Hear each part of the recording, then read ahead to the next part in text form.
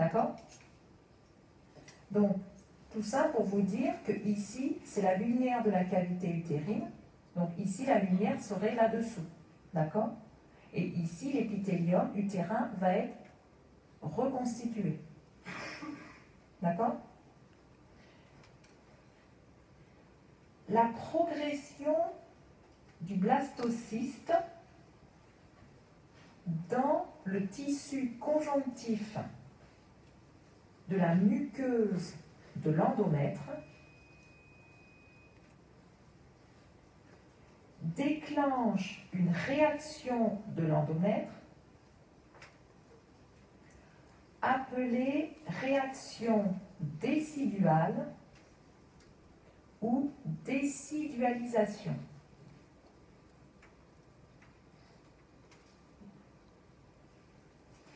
La réaction déciduale commence vers J9.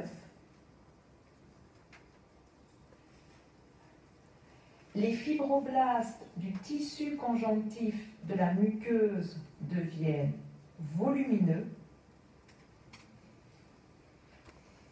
Ils se chargent en glycogène.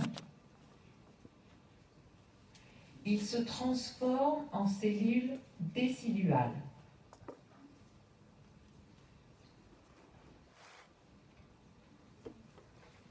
La réaction déciduale commence aux abords de l'implantation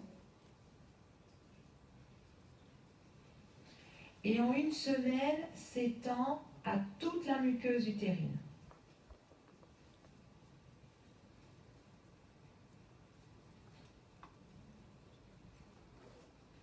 Quand l'implantation est achevée et que la réaction déciduale s'est étendue à tout l'endomètre,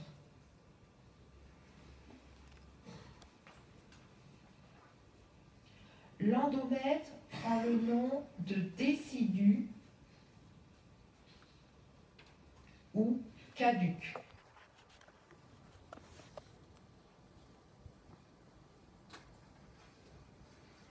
Les caducs ou décidus sont les parties superficielles de l'endomètre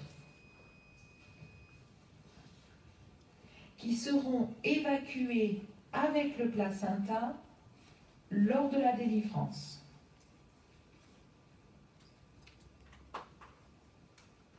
On distingue l'aqueduc basilaire, l'aqueduc réfléchi ou ovulaire et l'aqueduc pariétal sur les parois de la cavité utérine.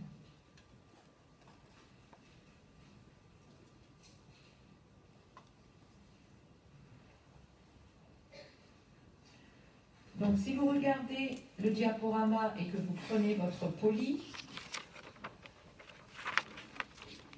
ici vous avez donc la muqueuse utérine qui est représentée. Ici c'est la lumière de la cavité utérine. Ici vous sont représentées donc les premières étapes de vie libre, l'arrivée du blastocyste dans la cavité utérine.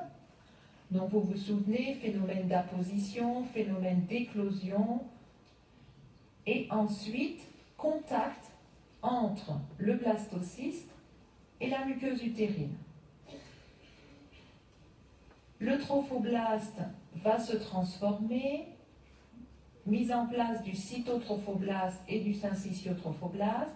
Le syncytiotrophoblaste, grâce à ses enzymes protéolytiques, érode la paroi de la muqueuse utérine. Vous reconnaissez ici les artères sinueuses bien développées, les glandes utérines sécrétantes. D'accord? Phase optimale pour l'implantation ou l'anidation. Votre blastocyste s'enfonce profondément dans la muqueuse utérine. Mise en place du bouchon fibreux qui permettra ici de reformer l'épithélium utérin. Ici, c'est la cavité utérine. D'accord? Les cellules, ici, du conjonctif, elles vont réagir à l'entrée du blastocyste.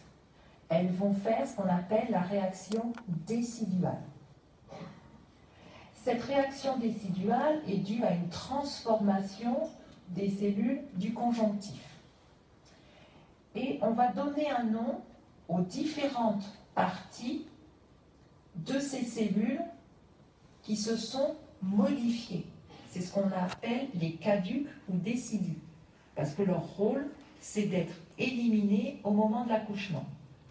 Donc, les cellules déciduales qui sont en regard de l'implantation ici du blastocyste et qui participeront ou qui donneront la partie maternelle du placenta sont appelés caducs basilaires. Les parties ici qui sont en contact de la lumière de la cavité utérine, on appelle ça la caduque ovulaire ou réfléchie. Et tout le reste, ça s'appelle la caduque pariétale. Il faut imaginer ici que votre blastocyste va vous donner l'embryon, que l'embryon il va grossir, et au fur et à mesure que l'embryon grossit, il va oblitérer la lumière de la cavité utérine. Oblitérant la lumière de la cavité utérine, votre caduc réfléchi ou ovulaire va venir au contact de la caduque pariétale. Vous allez avoir une fusion ici. Et toute la lumière ici de l'utérus sera obstruée par votre embryon qui se développe. D'accord? Donc ici, vous aurez caduc basilaire, caduc ovulaire et pariétal fusionnés. D'accord? C'est clair? Et au moment de l'accouchement, donc qu'est-ce qui se passe? Vous avez aussi en plus, ici au niveau du col de l'utérus, mise en place d'un bouchon. D'accord? Au moment de l'accouchement, vous allez avoir des contractions ici, ouverture du col de l'utérus. Le bouchon ici muqueux qui s'est mis en place va être éliminé. D'accord? La cavité amniotique qui entoure complètement votre embryon, elle va s'ouvrir. Vous avez sûrement entendu parler de la perte des os, donc c'est l'ouverture de la cavité amniotique. Vous allez avoir les contractions de toute la musculature ici de l'endomètre qui va permettre ici la sortie de votre embryon. Une fois que l'embryon est sorti, vous avez ici le placenta qui est encore attaché, partie maternelle, partie fétale, c'est attaché et tout ceci est relié donc au cordon ombilical. D'accord? Votre embryon, lui, est sorti. Donc, premier geste, vous coupez le cordon ombilical. Votre embryon est devenu un nouveau-né qui va faire sa vie. Ici, vous allez avoir un décollement de tout ce qui est jaune. D'accord? Donc, toutes les caduques vont se décoller du reste de l'endomètre et être éliminées. D'accord? Et ensuite, l'endomètre se reformera à partir du fond des glandes. D'accord? L'immunologie de l'implantation.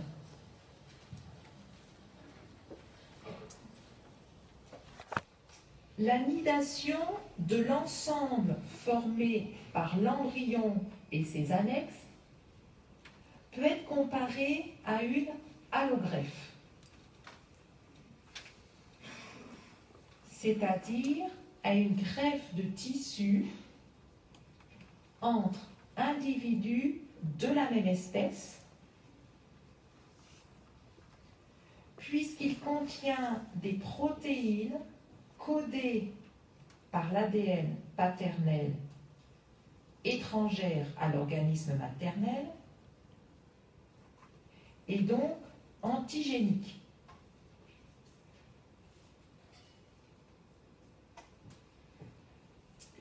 En réalité, il s'agit d'une semi-allogreffe,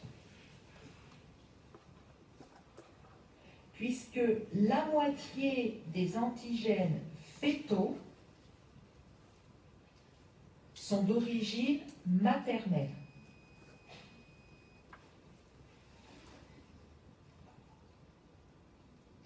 Cependant, le système immunitaire maternel devrait procéder à un rejet du zygote.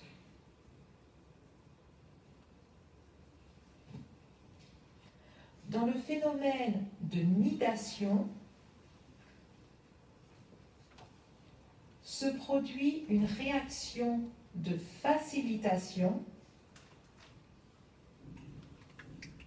qui fait intervenir les cellules du trophoblaste localisées à l'interface avec l'endomètre qui portent peu d'antigènes de surface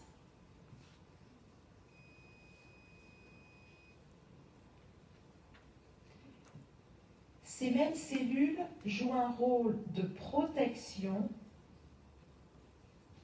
en produisant des cytokines.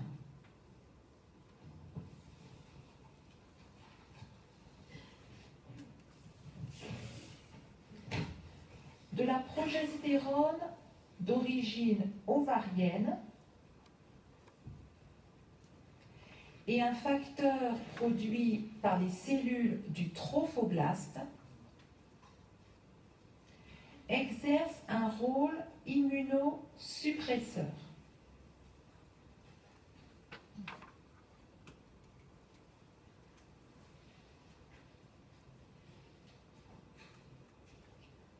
Donc tout ceci permet à l'organisme maternel de tolérer l'implantation donc du blastocyste.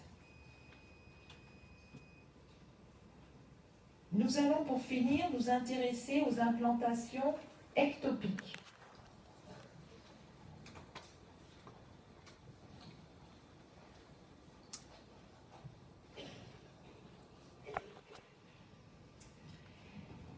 La zone d'implantation de l'œuf, compatible avec un développement normal, a lieu dans la partie haute de la face postérieure de l'utérus.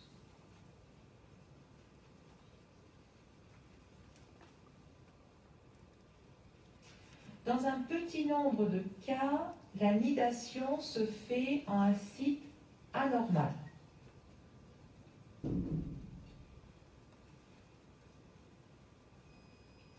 Ainsi, une implantation trop basse entraîne une obstruction du col utérin par le placenta qui cause des hémorragies sévères en fin de grossesse. Cela constitue un placenta praevia.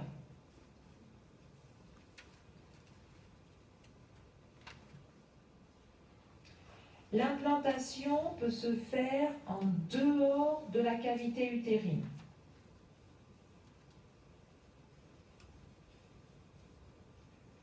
Donc vous pouvez avoir des implantations tubaires, des implantations ovariennes et des implantations péritonéales.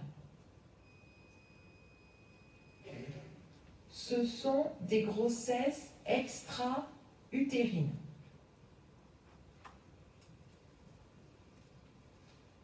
« 99% des grossesses extra-utérines sont des grossesses tubaires.